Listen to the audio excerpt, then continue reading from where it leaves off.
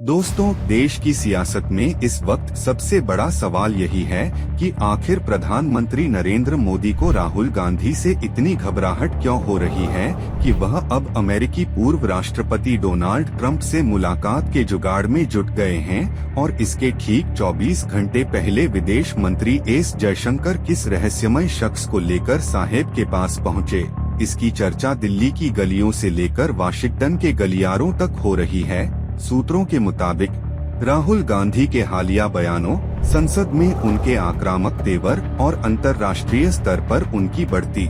पहचान ने मोदी कैंप की नींद उड़ा दी है। खासकर तब जब राहुल अमेरिका और यूरोप के कई नेताओं से मुलाकात कर वैश्विक राजनीति में अपना नेटवर्क मजबूत कर रहे हैं। बताया जा रहा है कि मोदी सरकार को डर है कि 2025 के चुनावी माहौल में अगर राहुल गांधी को विदेशी नेताओं का खुला समर्थन या सकारात्मक इमेज मिल गई, तो यह बीजेपी की चुनावी रणनीति को बड़ा नुकसान पहुंचा सकता है और इसी डर ने मोदी को ट्रंप से हाथ मिलाने की ओर धकेला है, ताकि घरेलू राजनीति में वह यह संदेश दे सकें कि उनके पास भी वैश्विक समर्थन है। लेकिन असली मसाला दोस्तों, जयशंकर की उस मुलाकात में छिपा है जो उन्होंने साहेब के साथ की। सूत्र कहते हैं कि वह एक अमेरिकी लॉबिस्ट को लेकर पीएम के पास पहुंचे थे, जो ट्रंप कैंप का बेहद करीबी माना जाता है और जो भारत अमेरिका बैकडोर डिप्लोमेसी में अहम रोल निभा सकता है।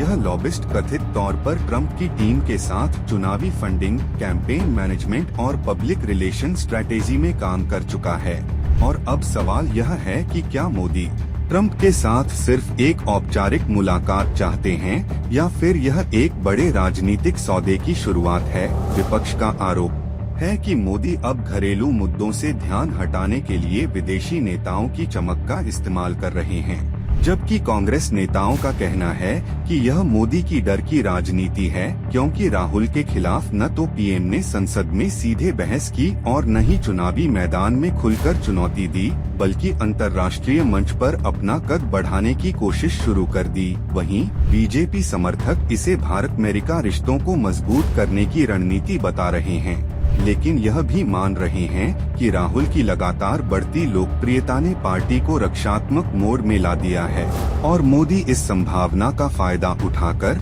अपने घरेलू राजनीतिक लाभ को बढ़ाना चाहते हैं। लेकिन सवाल यह है कि इस मुलाकात से भारत को असल में क्या मिलेगा, क्योंकि ट्रंप की इमेज अमेरिका में विभाजनकारी है और अंतर्राष्ट्रीय राजनीति में उनकी वापसी अभी भी अनिश्चित है। राजनीतिक विश्लेषकों का मानना है कि मोदी का यह कदम चुनावी जोखिम भी हो सकता है, क्योंकि अगर ट्रंप का पत्ता कमजोर पड़ गया तो यह रणनीति उल्टा असर डाल सकती है। जयशंकर की भूमिका भी अब विपक्ष के निशाने पर है,